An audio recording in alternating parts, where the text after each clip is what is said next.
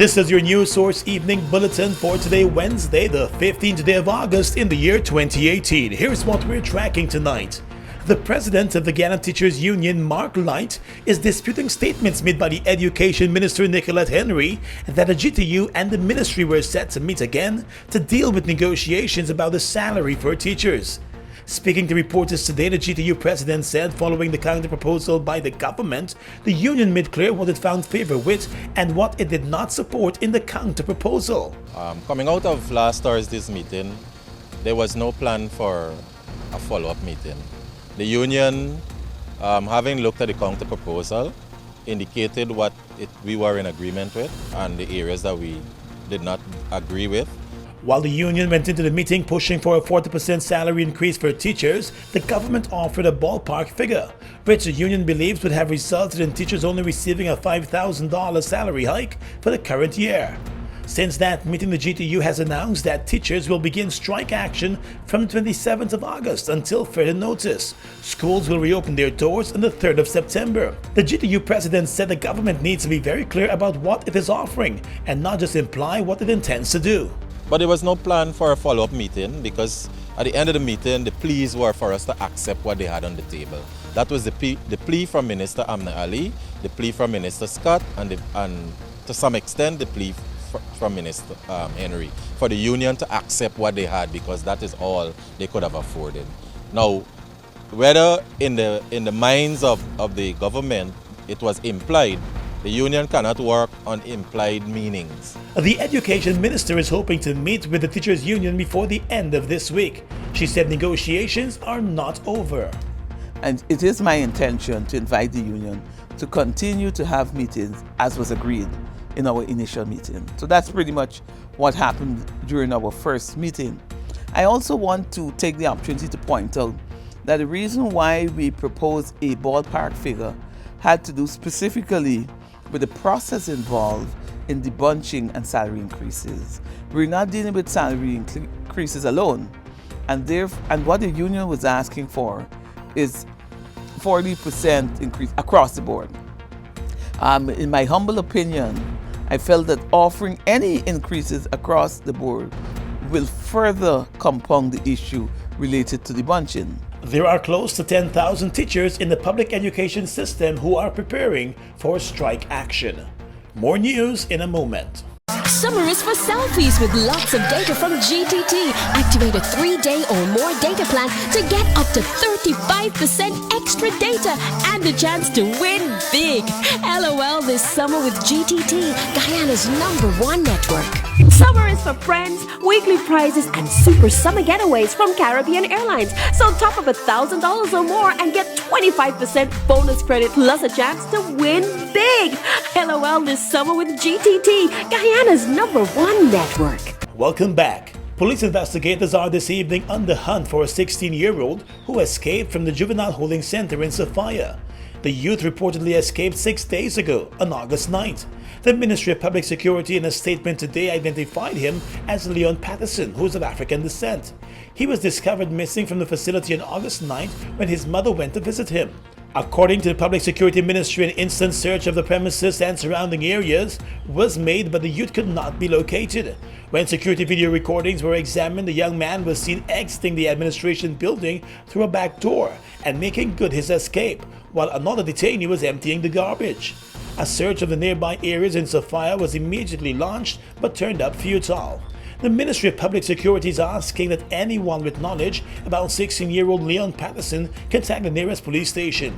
The authorities have not released a photograph of the teen and have also not stated what crime he may have committed that landed him at the detention center. Still with police matters, the postmortem examination carried out on the body of Brazilian minor Estavio Kosta Marquis has revealed that he was shot to the back of the head and the bullet exited the front. That's according to a statement issued this morning by the Guyana Police Force. A police constable remains in custody and will now likely face the courts over the man's death. The pathologist listed the cause of death as gunshot injury to the head. The pathologist in his report also suggested that the deceased was shot from a distance of about 5 feet. The postmortem examination was conducted this morning and appeared to corroborate the statements from eyewitnesses, who told investigators that the Brazilian minor was shot as he ran after spotting the police in the area. The eyewitnesses have told investigators that the policeman gave no warning and was the only one who was armed. Their statements contradict the statement given by the police constable, who claims that a man opened fire on him and he returned fire. No other gun other than the policeman's service gun was recovered from the scene. The constable and a subordinate officer were in the Peruni area on their own operation when the incident occurred. Another police patrol in the area, after receiving reports of the shooting incident, moved in and took the two officers into custody.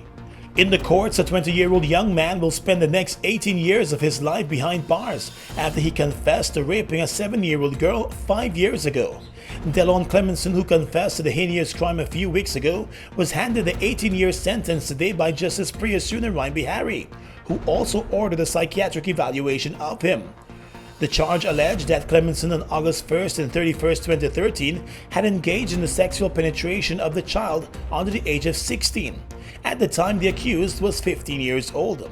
The young man, who was represented by attorney-at-law Adrian Thompson, showed no emotions as he left the sexual offences court in Georgetown to start his 18-year sentence.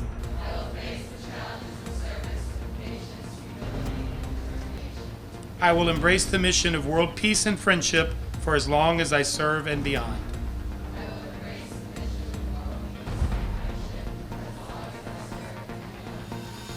And with that, another group of U.S. Peace Corps volunteers have officially started their work in Guyana. The volunteers took their oath to serve this morning at the U.S. Ambassador's residence. They will serve in a number of regions across the country, mostly in the health and education sectors.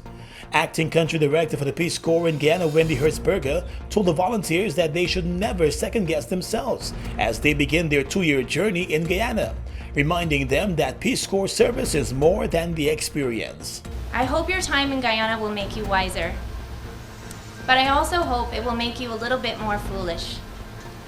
Foolish enough to believe that love is the most powerful force in the world.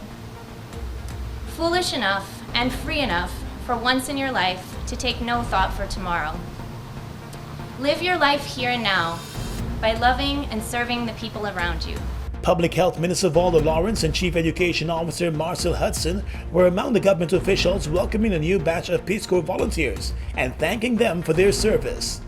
At this juncture, I wish on behalf of the Ministry of Public Health to extend to you a warm welcome to this our beautiful country, Guyana, and hope that you will have a rewarding experience, not only from interfacing with the diversity of our nation, but that you will take the opportunity to savor our rich cultural heritage.